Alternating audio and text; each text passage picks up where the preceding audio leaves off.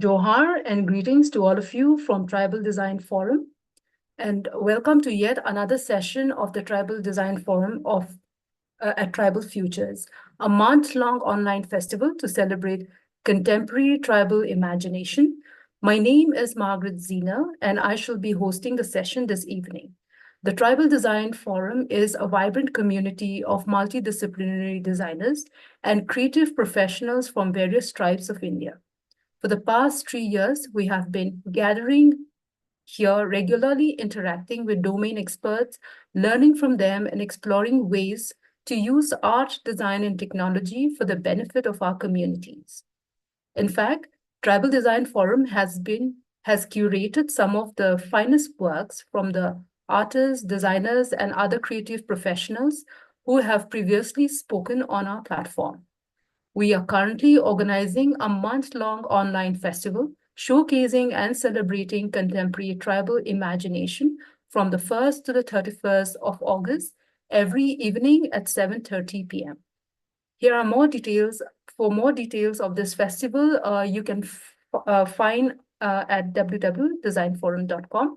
These sessions are also live streamed on our YouTube channel. We invite you to join in this journey to discover a whole new world, a world of tribal in transition. That said, continuing to our request to showcase and appreciate the brilliant work of Madan Meena, a contemporary artist renowned for his in-depth research and artistic documentation of Rajasthan's nomadic tribes. In his talk, Meena will delve into his journey of exploring the rich tapestry of tribes, capturing their unique lifestyles, traditions, and narratives. He will discuss the extensive fieldwork and research that informed his artistic practice. Highlighting now, he translates this culture insights into compelling visual art series. Meena will showcase examples from his body of work, illustrating how he employs a range of medium and styles to authentically represent the stories and experiences of the nomadic communities. The presentation will conclude with a 30 minutes Q&A, offering the audience a chance to engage with Meena on his research methods and challenging of documenting intangible cultural heritage and the significance of art in preserving and celebrating diverse art identities. Please feel free to put your questions, comments, or simply your reactions in the chat while the presentation is on. Due to the paucity of time, we shall be able to take the first 5 questions that appears in the chat box. So keep your questions ready to make the session an interactive one. Madan Meena, we are delighted to have you as part of the Tribal Future celebration. We look forward to your presentation. The floor is yours. Thank you, Margaret. Thanks to Tribal Design Forum, Sudhir, Swati, Varsha, for making me part of this 31 days celebration. Friends Johar. So I've been asked to today talk about my personal practice of painting. Basically, I'm a visual artist, but due to my engagements with various organizations, with various communities, I dwell into various other things also. But today I'll just only focus on my paintings and how my own art practice has been inspired, influenced, but by what all Marian has talked about, the nomadic communities, the Adivasi communities, the craft communities, particularly in Rajasthan, my own journey, on my memories, my own community. I myself comes from a Adivasi community, a prominent tribal community from Rajasthan, Meena. I am born in a village called Narayanpur, which is in Savai Madhopur district of Rajasthan. It is the eastern part of Rajasthan. But when I was 4 years old, my father was in railways, and the family shifted to Kota, and there is where I studied. All my college education is from not from any prestigious fine arts institution. It is from the local government college I studied till my post graduation, and then for my this doctorate, my PhD, I moved to Jaipur, and my subject of a PhD was also my own community. That was a wall painting traditions of the Meena tribe. And that too has influenced my art practice in various ways. Various projects related to museums, craft revivals, projects, folklore studies, anthropological studies, all these have influenced my art practice. So I would like to just share my presentation and I'll go in sequence. Just starting post my college days, what kind of style I picked up. And I have not remained stick to one standard style as you see with most of the artists. They are recognized by their standard style.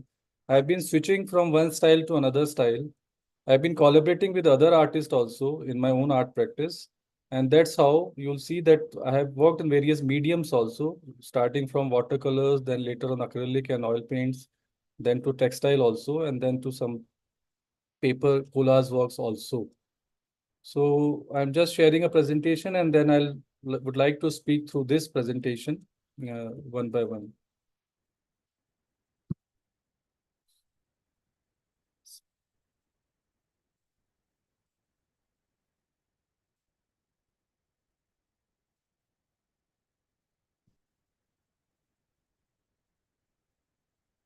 I hope my screen is visible. Yes, it is. Within If my you can just presentation enlarge is it. the first page, mapping cultures through art. Is that visible? Yes, perfect. So what you see in a picture over here is out of my documentation for last more than 10 years. This is a picture from an exhibition which was held 2 years ago in Jaipur. And while teaching, researching, and interacting with lot many artisan communities in Jaipur, I thought that when this exhibition, I was invited to do this exhibition in Jaipur with other artists also. I chose to speak about the artisanal communities in Jaipur, within Jaipur. So you see an old map of Jaipur, and then you see it has been painted with gold. This gold that you see in the map are is painted gold because there are various lanes in Jaipur which are recognized only by the craft communities. For example, because Jaipur is one such city which was primarily settled or established or founded by the rulers to develop a market out of various craft traditions. So it is said that 36 different crafts were established in Jaipur by the Jaipur Maharaja, Maharaja Jai Singh. Now it is almost completing 300 years of its foundation. So I have painted them with gold, and then I have tried to map these different craftsmen or the craft communities into different locations in Jaipur. So what you see on the right hand side are the paintings, which is a series which I have titled as Mapping Cultures. So out of that, these are silk screen prints, which I have done based on the craftsmen or the craft communities I have interacted or I have researched upon. There are some old photographs that you see in the center, which were taken by a lady, British lady, Elizabeth Simpson, who came in 1960s to 60s, 70s, 80s, 90s, and she was coming till 10 years ago. And her own interest was to document these craft communities from Jaipur, in Marwar, and even in Kutch also. So I was lucky to find some of the photographs of those craftsmen whose third generation now exists. Like for example, in the center, if you see a picture of Titanwala, you can see there is a Deepak Titanwala, his father Suraj Narayan Titanwala, and Narayan Titanwala's father is also there. So this is something very interesting to see that even before me also there have been many people who has come to Jaipur and who has studied these craft committees. One of my friend Fumi is also here and she knows that Hiroko Iwatate and various other peoples from Japan, from America, from Britain. Many people came to work, to study and work with the craft communities in Jaipur, Sanganer, Bagru, and other places in Rajasthan also. So these few works are just dedicated to the craft communities in Jaipur. Now coming to just as soon I finished my college, I finished my college in 1999, my post-graduation. So this is a work from when I was doing my post-graduation in college. I was still studying in college. And I was very much fascinated by the landscape because I come from an area which is eastern Rajasthan. It is not desert part of Rajasthan. It's a very green. It's a Chambal Valley area with the whole mountain range of Aravali's. You can see, Madanji? yeah.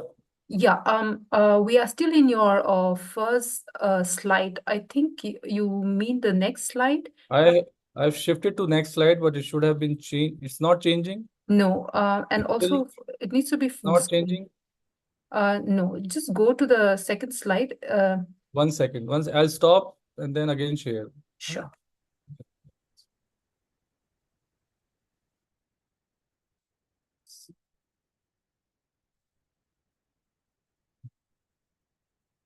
Now I have shared, Yes, if you can just full screen it.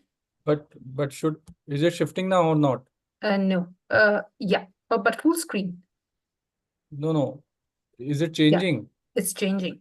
It's changing now. Yeah, Okay, fine. So I'm coming to this painting in blue, titled Lotus Pond. I hope you are able to see this. perfect. Yes. Yeah. So this was a time when I was doing various watercolor studies across Kota, visiting many these scenic places, water bodies, and among that, Lotus Pond was one of my favorite subjects. So I was doing realistic watercolor studies as well as I was doing this semi-abstract kind of paintings also.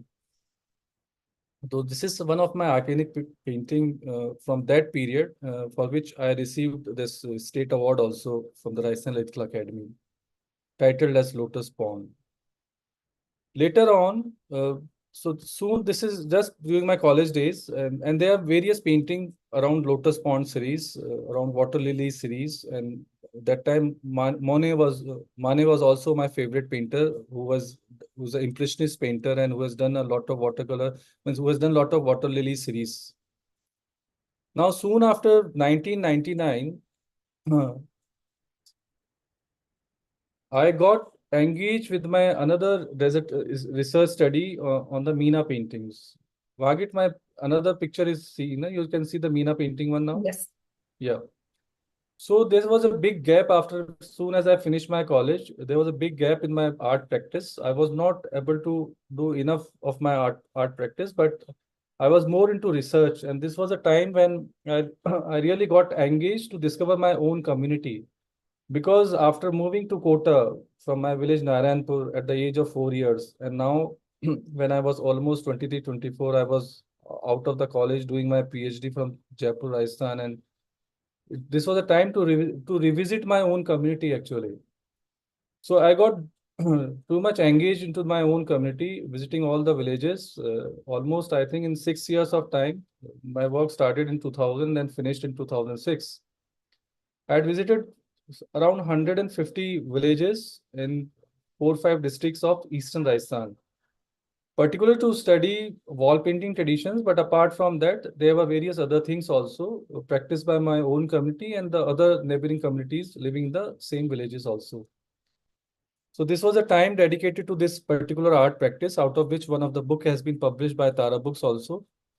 I exhibited these works in India, many places, and abroad also, to share these artworks uh, with other people, because people hardly knows about it. People knows about Varli, Gond, but I don't know. Still, people knows much about the Meena paintings. I did a lot of collection of this on paper, but that has just remained a collection now. I'm not exhibiting them because people took these as a commodities. People wanted to buy these paintings. I was not ready to sell them. And sometimes I face very negative views also, because people feel that all this tribal and folk art is only meant for sale. And I preserved them for the future generations, because when I was studying this, I saw that the concrete houses were coming up and these wall paintings are slowly, they were going off. So I thought, why not to get them painted on the paper, at least to preserve for the future generations. So now I have a collection of some 500 plus huge big scroll these wall paintings done by the women of my own community, and that's a treasure that I preserve with me for my community's identity. Soon after finishing this, I came back to the same subject of Lotus Pond. You can see on the left hand side, and the favorite spot for Lotus Pond for me was Bundi, a city which is 40 kilometers from Kota. Very scenic place. Even M.F. Hussain has made his first film, Tale of Three Cities, which got the Golden Bear Award also. So it's a very beautiful city. Many landscape artists across the world has come and studied Bundi. Madan, again, your slide has gone to the second one. We need to go to the fourth. So is it not? Can you share yourself, Margaret, if you have my presentation? I think I No, will share. Yes. no, it's Yeah. creating a problem in shifting. Yeah. So better you share it. Sure, I will do that. Yeah.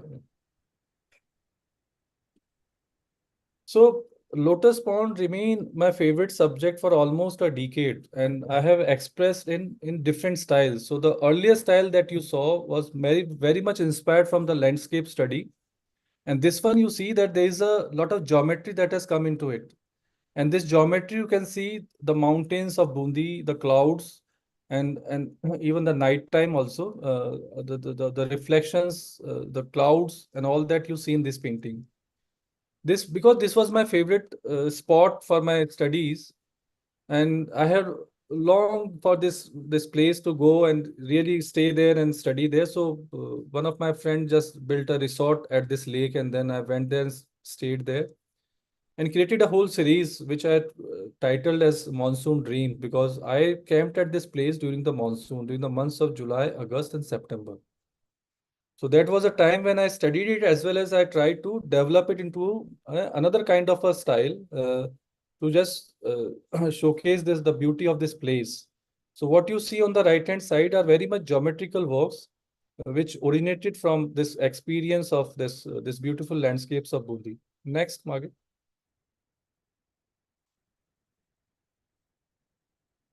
Margaret, next.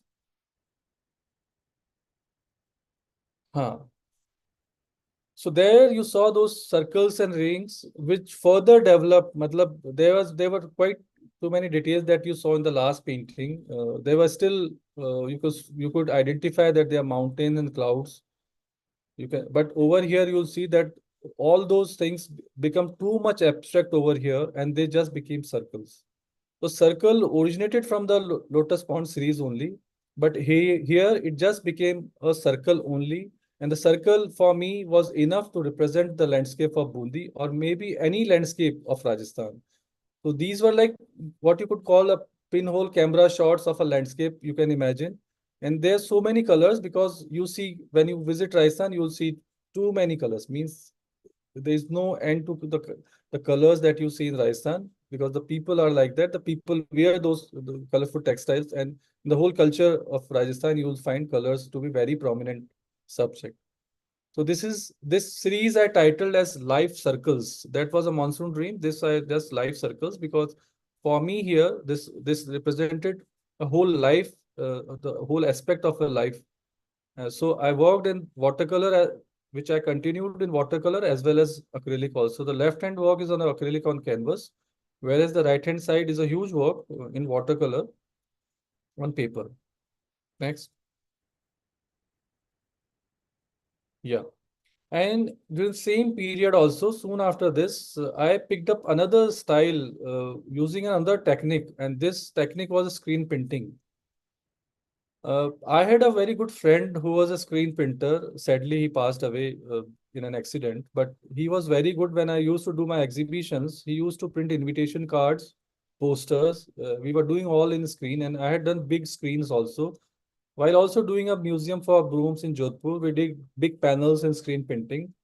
So I found that medium to be a very good medium, very appropriate medium for my own style also, because there you see that in circles, my circles has become flat now. So my forms are becoming very flat. So here I chose that medium and started using silk screen printing as my own art medium. So left hand side you see a pot of parrots, and then right hand side you see a tree of parrots. So while I was camping at this place in Bundi, which is called Umbed Bagh Resort, there were many barren trees of this very indigenous plant raining from, but they were all drying in that area. And in the evening, many parrots used to come and sit over it and just make a lot of sound over there.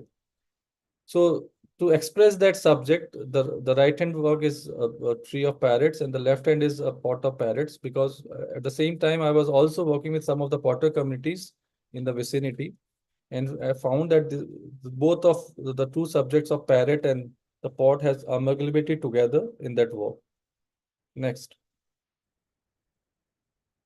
Now, while camping at Bundi, I also studied these Bundi miniatures very closely. So there's a picture of a Bundi Chitrashala that you can see on the left-hand side. It is in the Bundi Palace. Beautiful frescoes with the paintings from 16th to 17th century AD. So this, and also in Kota, from where I come from, also has a palace, beautiful fresco paintings. So this has always attracted my attention, but to do a miniature is not an easy job because you need a practice of at least 10 years and you need a very good eye to do that, to do those kinds of paintings. So I chose over here to work with a miniature artist of Kota and Bundi to express myself, to at least try to work in this style of miniature painting and to find my contemporary expression, because I was not going to paint all those Raja Maharajas that has been the subject, all the hunting scenes or the battle scenes which were painted in these, all the traditional Naikas, not those kinds of subjects, but I was more interested to use the style and the medium, but to have a contemporary expression. So with my friends Lukmanji, who's a very master painter from Kota, and his student Wasim, uh, with both of them, I developed another style over here, a collaborative style. And from that, the first series that came up was Baramasa, because while camping at this Umaid Bagh resort, I also got into another interesting hobby of bird watching. And I used to carry a binocular and see those migratory birds which used to come to this place. But over here is a Saras crane, which whose habitat is this my own area, Hadoti region, Kota and Bundi region. So you can see the Saras crane, and then the trees that you see has been all developed from the Kota Bundi Nature School paintings. Next.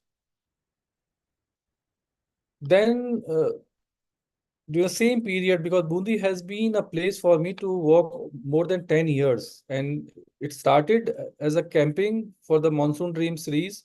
Later on, it turned into a series of Baramasa where I started using the miniature style. You can see here also the trees of the miniature are there. But also, I got introduced to a very important folk ballad in this region, which is sung only during the monsoon, because I came during the monsoon, and at the same time I encountered this ballad which is sung in that region in the nearby villages. So I chose to record this ballad, do a book out of it. So this was a 2 years project. In the first year, I recorded the ballad, then transcribed and translated it with the help of my friends. So I'll just play you a recording of it, and the same subject, which is a Tejaji, is a snake deity, which is revered in Rajasthan, worshipped during the monsoon, and his festival also comes at the end of the monsoon. And there are various song traditions which are attached with Tejaji across Rajasthan, because he's a folk deity from the 11th century AD, but celebrated or worshipped across Rajasthan, particularly during the monsoon, to just from the snake poisoning, to save from snake poisoning. So I'm just playing one audio clip of it. Can you play this audio icon, Margaret? Madan, I have made this presentation into PPT. I will just go to my No, it's fine then. Don't, we have half an hour only, so let us not. So all right. there's a So ballad which we'll is go ahead. sung, but if you are more interested into this, to listen to this ballad, then you can just Google Tejaji Gatha Madan Meena, and you'll find a whole archive from the University of Cambridge, which has hosted all those recordings. The project was from the University of Cambridge. They funded it, so they have archived all the recordings there. So you can just say Tejaji Gatha Madan Meena. You'll find the recordings there.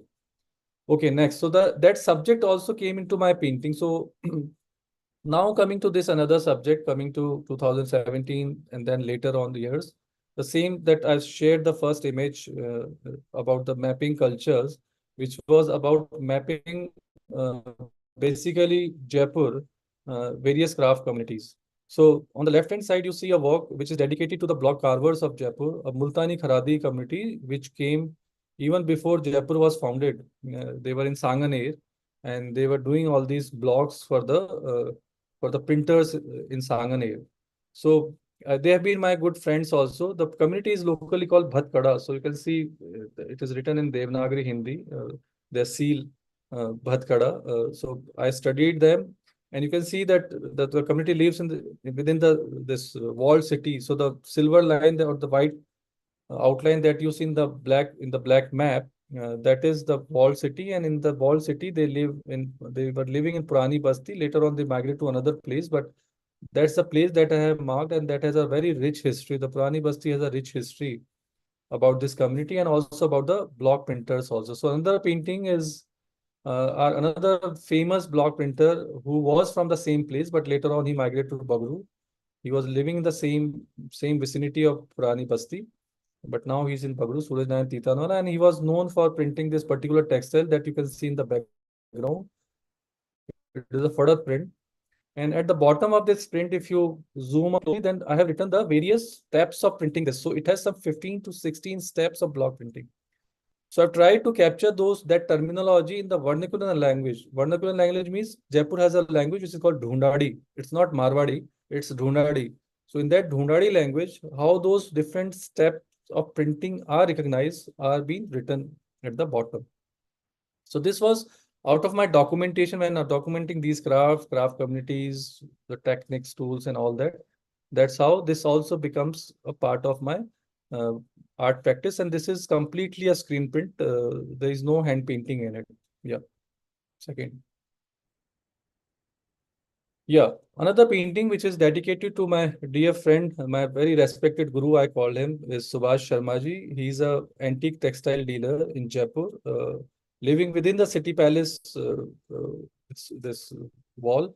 And he has been a person who has shared a lot of old textile pieces for my research studies. So the piece that you see that he has opened is a Sanganer print, which is my current project, and in that he has helped me a lot. So to dedicate one work to him, I did this print for him also, which is to spot where Subhash Sharmaji's shop or his residence is in the city palace. And it is also a silkscreen print. Next. Yeah. Now, while studying this block print traditions, it was not just the Jaipur only, but I studied this across Rajasthan, some 60 block printing centers I studied over the period of last 10 years. All these block printing centers closed down in 60 to 80 to 100 years ago, when this synthetic textile came in, screen printing came in, and now digital print is there. But then I was documenting these different motifs which were printed regionally at different regional centers, and they identified the communities, they identified the people also, all these prints. So one of the print which I tracked from one place to another has been this very famous print that you can see on the right hand side on the textile called Jalam Bhuta. Now this Jalam Bhuta got its name from Jhala Jalim Singh, who founded, actually his son founded Jhalawad, but he's a very instrumental in separating Jhalawad from Kota. He was a Diwan of Kota, but he has differences with the Kota ruler, and then he founded Jhalawad, and so the Jhalawad is known for out of the name of Jhala Jalim Singh, and he was very much a patron of block prints. So it is said that he designed this particular motif, which started to be printed from Kota. Then from Kota, it went to a place which is 90 kilometers from Kota, a place called Siswali, which is on the borders of Rajasthan, Madhya Pradesh. It was printed there. From there, it further went to into Madhya Pradesh at a place called Tarapur. The Tarapur is still printing this Jalam Bhuta, and they still recognize it with the name of Jalam Bhuta. Then I found that it was worn by the tribal communities in Madhya Pradesh. So a textile which started from Kota, reached till Madhya Pradesh and maybe further south in Maharashtra also, being worn by the Bhil community. So this has been a very interesting motive for me to study this Jalam Bhuta. Like that, there are many other standard designs which has been worn by the nomadic communities, by the tribal communities, and by the other communities also. Like the Banjaras has worn a motif called Nadana, And you find various variations within the Nadna motif and across Rajasthan, Madhya Pradesh, and further going to south also. On the borders of Gujarat, Maharashtra also, that block print has been done. So this became a subject of my studying this design history of textile in Rajasthan, and block printing is still my favorite subject. And I keep exploring new things in this research, but that also keeps coming into my practice of art practice. So you see that those circles and dots has again come up over here, which were majorly till 2014. I was working the life circle series. Then I stopped somehow, but again they came up in 2020, and you can see there's a various overlapping of various studies, researches, or my styles of working. So it is out of all those layers of my study or layers of my this art practice. Next. Yeah. Now these are latest works. The left-hand side is a work, Anarkali. I hope most of the young must have not seen it, but my favorite film during my childhood days has been Anarkali, in which Hema Malini has to dance before Gabbar Singh's pistol. So it is that, but my Anarkali over here has come directly from the Chitrashala that I showed you initially, the Bundi Fort Palace Chitrashala, where this painting is there this iconic painting is there in the frescoes. Similarly, the same subject has again come into another painting, which is a chili harvest. And these chilies represent a place called Mathania, which is near Jodhpur, which I encountered while doing a museum there. That village is famous for its chilies internationally, actually. You can find in the very high-end stores of food, you can find Mathania chilies also. So there I've seen the women spreading out these chilies to dry in a colorful clothes. So my Nika, you can say a contemporary Nika, is that Nika also spreading chilies, and my Nika is also this Hema Malini, the Basanti from the Sholay film also. So this is how I interrelate, and this is how I juxtapose various subjects which may be traditional, which may be contemporary. The style is very traditional miniature style. The woman has been painted in a very traditional miniature by the miniature artist Wasim, using the natural pigments which are used by the miniature artist. And the surrounding subject that you see is a screen print, which I do, which I compose, and then I request Wasim to do a subject that I like. This is how this collaborative works comes out to give a contemporary view to the miniature art. Otherwise, miniature has become very static, and it is not interesting the young generation also. So this is a way how we can carry forward some traditional art forms through these contemporary expressions. Next. Yeah. So there are few works. I showed you the few works dedicated to printers in Bagru, Sanganer, Jaipur. One work I showed you dedicated to the printers in Kota, the Jalam Bhuta. Now there are few works dedicated to Azrak also. This has been another subject of my research, and with my dear friend Ranamal Khatri, who's a master artisan in Badmer, and he does challenging works. Means he's really great.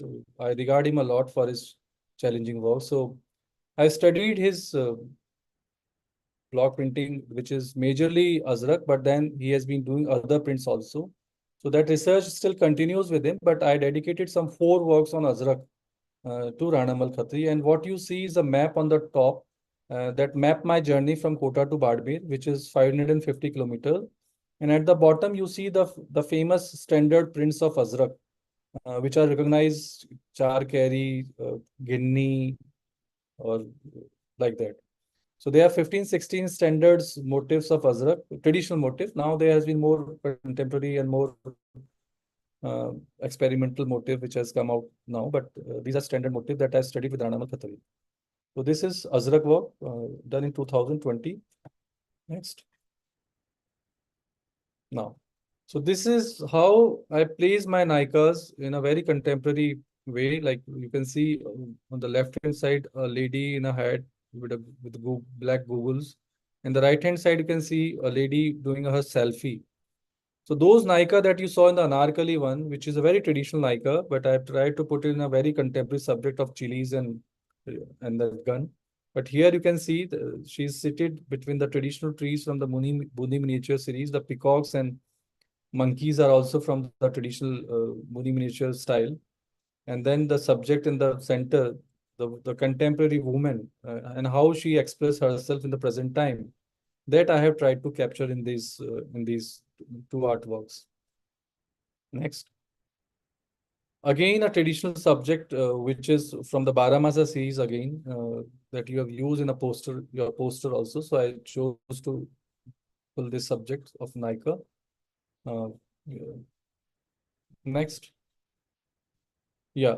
So this is a work done in collaboration with Wasim and Lukman together. You can see all the trees. These are all miniature trees which are painted in Kontabundi miniatures, and the bikers. A subject, and these bikers are basically bird watchers, because I have gone with many of my friends in various trips for bird watching, and that's how that subject has always interested me to why not to paint bird watchers like this also. And Kota has luckily many bird watchers, and through my organization, Kota Heritage Society, for many years we have been organizing this exhibition, Wildlife of the Chambal. Means all the region which comes in the catchment area of Chambal. So many bird watcher friends comes together once in a year, and we do their exhibition this. So this is out of that expression of bird watchers going around and taking photographs and or just watching birds. Next. Yeah. Then recently, I have also turned up to some of the political subjects and some of the historical subjects also. Like the left-hand side work is inspired from a Mohenjo-daro ancient site from Kalibanga, a place in Rajasthan, which I visited many years ago. And I found that the site was excavated and all the artifacts were taken inside the museum. But the barren site still had some broken pieces, and the crows were flying over there. So those crows attracted me, and I found that how that subject could be composed or could be designed. So here you can see the thirsty crow, Indian famous fable, sitting on a golden pot, because the artifacts are like gold actually. They are as precious, though they are made of terracotta, but to me they are like gold objects because they has an important history. They have a important dates with them. So that's the subject. So that which I titled as Thirsty Crow. And another is a banana eater, because I see lot many people all offer these bananas, and we have a very important gallery in Kota. It is all spoiled by the monkeys because the whole city comes there and deliver these bananas to these monkeys. They feed the bananas every day to these monkeys. So the gallery has become a hotspot for the monkeys. So that subject also attracted my attention. So I did this, but it's also expressed the greediness, the power that is also a hidden subject within this subject. Next. Yeah, so this is out of this series of Guns and Roses, the the Nayak and the Naika, and again a political subject of lovers, which are not much favored, because if the love marriages happens in Rajasthan, then there's a lot many issues of caste, of religion, of jati panchayats, and too many things. You can read lot many news from Rajasthan coming out like this. So I just painted these two subjects, though the subjects are very traditional, coming from the old time period, because that has been a time like this, but that time still exists. That opposition from the committee still exists like that only. Uh, so this is a subject of Guns and Roses. You can see the guns which are on screen, and then the two figures has been done in natural pigment. Now coming to this last subject of which is recent actually. It's an exercise of 2 years, and I'm exhibiting these works in Bombay for the first time. Left hand side is a single ikat work done by a master weaver from Odisha, Ishwar. This Ishwar. And the right hand side is a Kota Doria, which is from my region. There is a craft cluster Kethun weaving center. So they have woven these trees. So one is a woven extra weft weaving, and one is a single ikat. The black one is a single ikat, which is a very tedious work, but this weaver has been able to do it perfectly, and this is how this work has come up in textile. And right hand work is again a very challenging work because the textile is very thin tech. It's very translucent textile, and to work in zari over it is again a very challenging work. But they have tried to work with my form trees, miniature trees. So I title it as Kota Miniatures in Kota Doria. Kota Doria is the textile name of the textile. So that is a series which is happening with the Kota Doria weavers in Ketun. And left hand side is a ikat, which is just a recent piece which I have received. So this is all I wanted to share with you, starting from my watercolor studies and I've come to this stage, and whatever influences I have come across, you can see all those. I've tried, all this has come into my art practice, though the research subject still keeps going on, and that's how the influence of them also keep coming into my art practice. Yeah, thank you. Thank you, Madanji, for for sharing your wonderful journey, especially on your research methods. One second, yeah. On your research methods, the challenges, of documenting, especially the intangible cultural heritage, and also, your painting and practice of art and its significance of art in preserving the diverse culture, and your experience of exploring a rich medium and materials, because it's not just painting, but textiles and so many things. So indeed, it's very innovative way to highlight your culture that keeps the story alive, and the indigenous techniques and knowledge, especially when you go back to your roots and study about the Mina artworks. So over to you, Varsha, for uh, for the screening, or shall we start with the Q&A? Okay, so what I'll do is we'll just start with the Q&A. So people can keep their questions in the chat. But before we do that, I want to ask Madanji like a question from my side. So, one thing is that when I look at your art, it's, especially people who have studied fine arts, you are very sensitive when it comes to working with color. So that is something that I definitely see with your artwork. And, one thing which is amazing is the use of texture. So that's really amazing. So my question is like, something that struck me while you were showing is like, you mentioned about changing of mediums. So which one would be your most comfortable medium when you work with within the space of art? Yeah, for me, the most comfortable medium is still watercolor, but which which was my favorite during the college days. That is still my favorite medium, and I have tried to work in that till late also. Like my Life Circle series was also some of my works were in watercolor, so I was using it till even recently also for the Azrak series also. I have used watercolor, so that keeps coming in.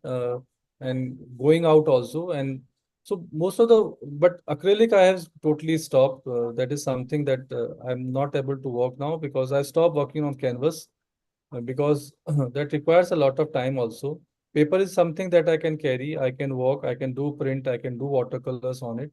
It is easy to store also. Otherwise, canvas requires too much of space to keep them. So I've stopped doing acrylics, but yes, watercolor and silkscreen print is something which is my favorite.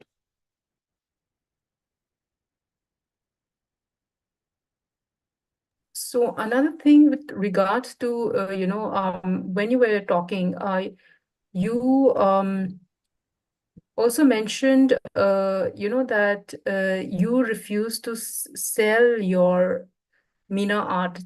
So like, when we also have this certain restrictions, um, how will a culture, like the community, for example, also sustain? Like, what are the challenges with regard to that? Because often, like, one has to also make a living, plus also continue the skills. So what kind of a challenges or like solution have you come up with that?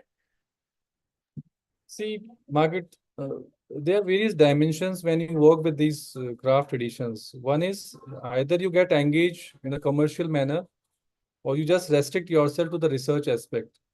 And I have been more of a purist nature where I have just limited myself to research, not to the commercial or the livelihood dimensions to it.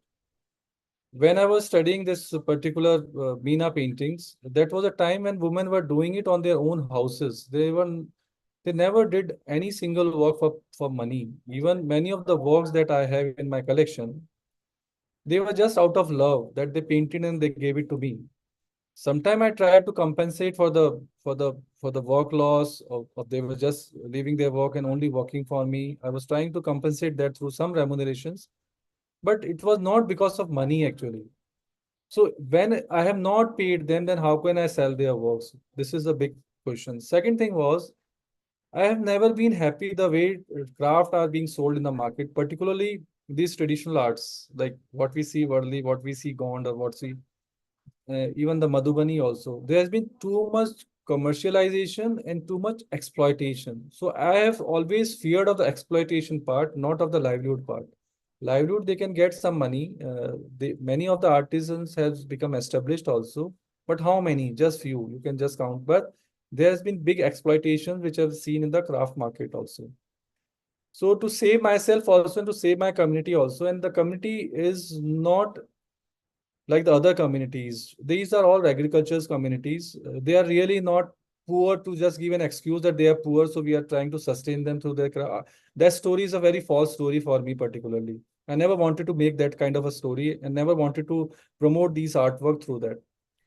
Another thing was that I knew that this will die at one time. Now completely it has gone. Hardly you can see few paintings in the villages if you go in these villages. I still visit these. For 20 years, I documented this art form, even after finishing my this degree also.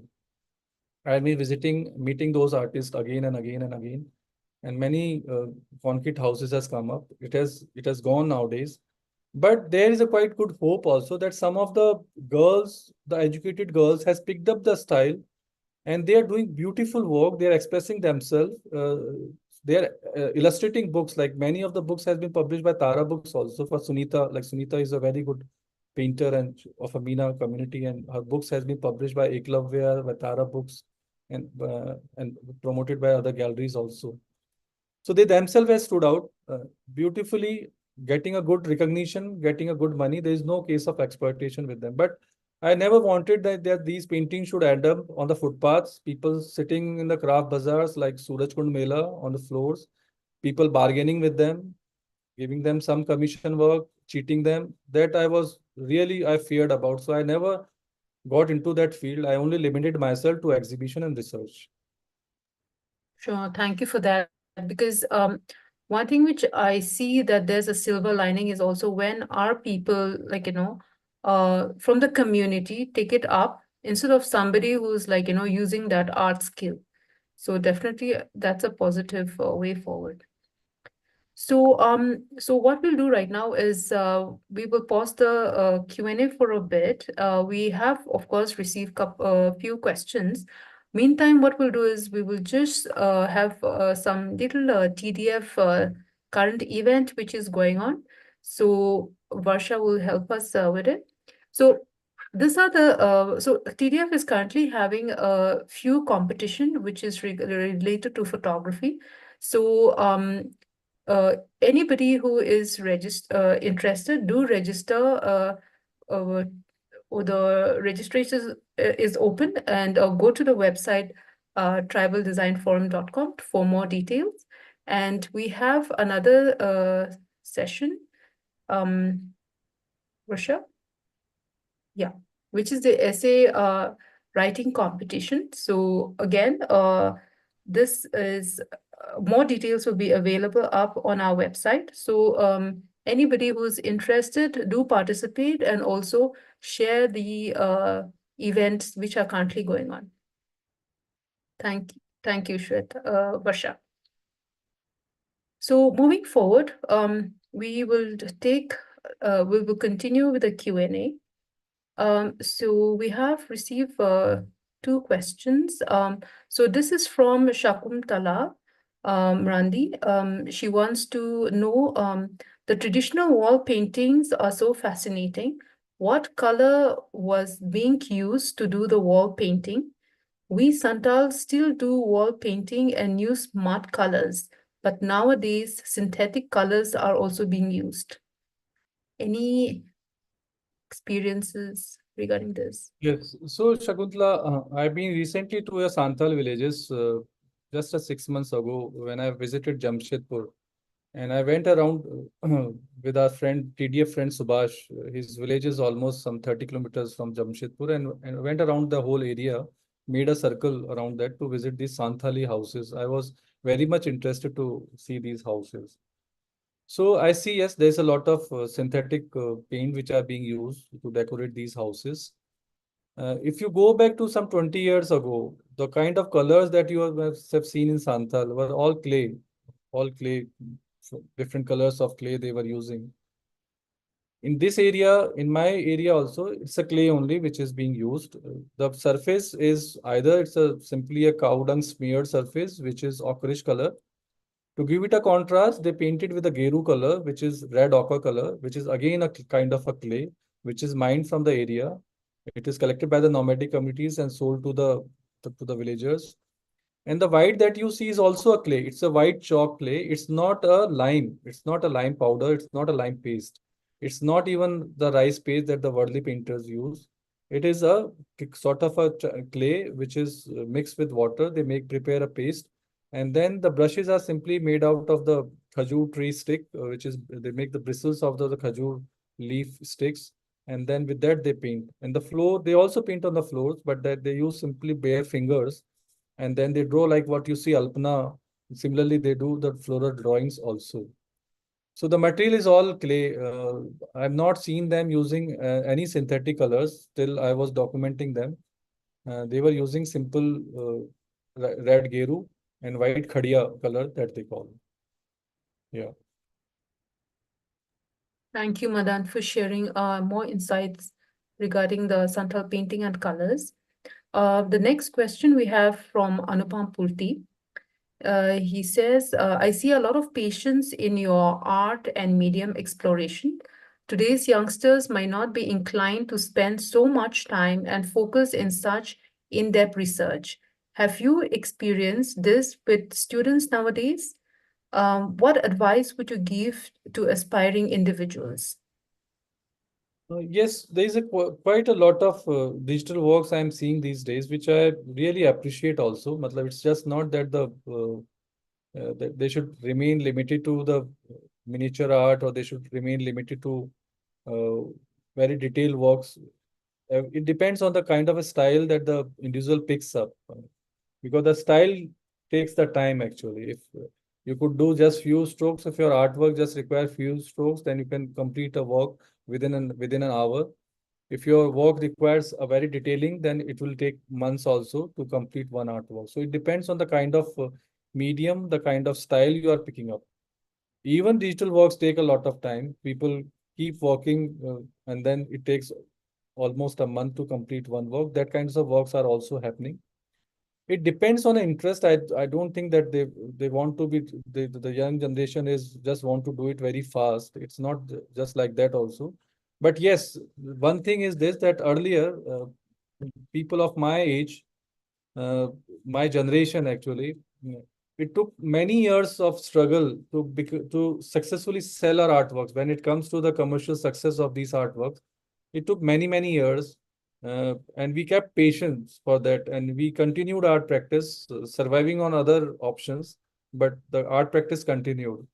Today, I do not see that actually, that people really just focus to their work. They are more focused to promotion these days, and that is happening everywhere. The promotion is too much, and the art practice is not to that limit.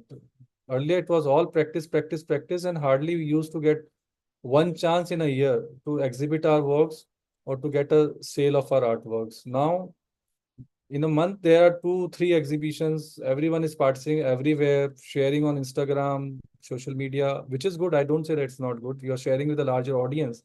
Earlier, I was limited to Rajasthan, but when this digital medium opened up, the work would be shared with the world now. Everyone can see it, actually. So that's a good thing. That's a good sign. So it has both sides of a coin. I see that I appreciate what the youngsters are doing, picking up new mediums, having new expressions. Film is a new medium for them. The film is being used as an art form. Uh, and even recently, you can see that people are using textile because everywhere I'm seeing from Delhi to Bombay to South to Bangalore, people have picked up this new style. So there I see that the craft is being recognized, that the craft is coming to mainstream art practice, which is recent. Otherwise, art and craft, there was a big difference. There was a big divide between two. So that divide is decreasing now. That's a good sign for the craft, actually. Sure. Thank you, Madan, for sharing that. And also, like, we have one more question.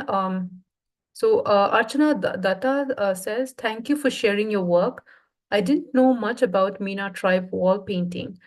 Navya says, love to explore. Navya says, love to explore Tejaji's Gatha. So what do you mean to, you can explore, you can just simply Google and then you will come across an archival website of University of Cambridge. There's a whole book, there's a PDF of that book that I showed you. Then there are recordings over there. There are many photographs and some videos also you might find in that. But I have worked on this ballad for last 15 years, recorded it into 12 languages now, and that work is going to come up online so that it could be shared with everyone freely. So a work is going on, the transcription, translation of those 12 different language ballads. Ballad means ballad is only one, Tejaji Gatha, but it has been sung across Rajasthan, so in different languages. So that is an interesting work that keeps going on. You can Google and you can listen to this ballad there. And the Meena tribe, Sure. you are asking for Archana, Meena tribe. See, it's a very prominent tribe. If you see the tribes of Rajasthan, the Meena are 50% of the tribal population of Rajasthan. Like the other population is the Bhil, and then there are few Sahriya and this Kathodia and the Garasia tribes from Rajasthan. Meena is a prominent which inhabits the eastern belt, Jaipur, north Alwar, and south Baswara Dungarpur. So it's widely spread almost in more than one third part of Rajasthan. Mainly agriculturist community there in Rajasthan. And now many people you can see they are into civil services and banking and railways. So community has quite progress and it is just not the painting, they are rich in folklore also. So we have many folklore traditions which are practiced by the Meenas. So it's a quite prominent community. You can Google and you can study about Meena tribe. Thank you, Mananji. So this will be the last question for today evening. This comes from Anugrah. So she says, your work has a lot of metaphors, hidden messages, and symbolism, which are intriguing. What goes in your mind when you are leaving these hints in your artwork? Yes, there are many interpretations in these works. I have titled many of the works like Pataka, this Anarkali, Kanta Laga. There is one artwork which I did a whole show with the title of Kanta Laga, like selfie. So these has a lot of metaphor, lot of meanings in them. It all depends on the audience also to how they interpret all these my imaginations. Sometimes I can openly speak, sometimes I'm quiet about that. So so yes, I do these subjects uh, which interest me, which has been taken in the contemporary world, how people take these subjects in a lighter fun. Yeah. Sure, definitely. Yeah, thank you so much for that. So, before we go to the next, before we show you what's the next session is tomorrow for tomorrow, I also want to ask you, like, since we've been talking about tribal futures and also tribal imagination, like, how do you see, especially when you're from the MENA community, how do you see your art, the kind of craft that MENA community does in the future? Yeah, This has a great future. Matlab, I've seen people, matlab, I gave you an example of Sunita, but like not just this craft that I've shown you here, the art, the wall painting tradition, but we have a very important folklore tradition of this pad singing, which is attracting the youth very much actually. And they are, like you can see a crowd of 10,000 people when these performances of pad happens, getting together and listening to these pads. That is one thing. Then the new generation, the generation after me, the recent generation, which is getting educated, you can say this is the second generation of the people got into jobs. They are going back to their traditions. They are searching for their roots. This is happening with most of the tribal communities. The second generation now, which has got educated and qualified, they all want to reclaim their identities. This is how we find this TDF over here. The TDF platform is out of such people only who wants to discover their identities again, actually. At one time, we all were becoming urbanized and we are finding our idealism into urbanization, into modernism. And that was a period. Like my father's generation has been into that. But when my generation came, or the later generation which is coming now, they are going back to their roots. So I see a lot of future into all these things, and young generation is adopting that, because when I'm sometimes sharing these photographs over internet like that, people has been asking, like, once I shared some textiles of the Meena woman, people asked that from where we could get it. I had to literally give a address of the shop that you can buy from this shop, and people ordered to. So I think there's a lot of interest, and I see a good future into it. I try to do my best I could do in my time period. That was to document them, to preserve their tradition. I did that. And now it is for the future generation, how they can take it forward. Sure. Thank you so much for sharing that, because it's good to know what is the future that lies ahead of us. So with this, we come to the end of the session. So regarding tomorrow's session, I will just give a little introduction about the session which is going to be up tomorrow, which is same time, same place.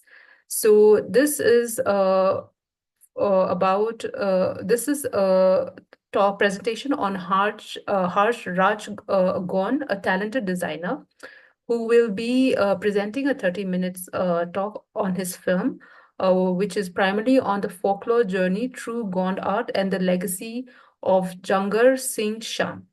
So uh, please be there again tomorrow, same time, same place, and we hope to see you again.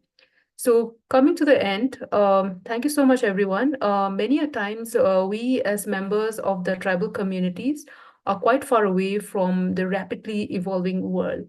And this is one way for us to stay abreast with the latest in the world. All of you are invited to join in tomorrow's Zoom presentation again. So thank you for joining in today. We hope to see you again and learn more together. Good night and thank you so much.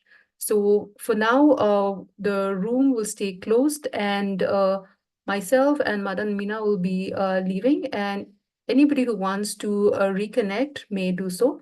So thank you, everyone. Thank you for joining us, and see you soon. Bye and good night.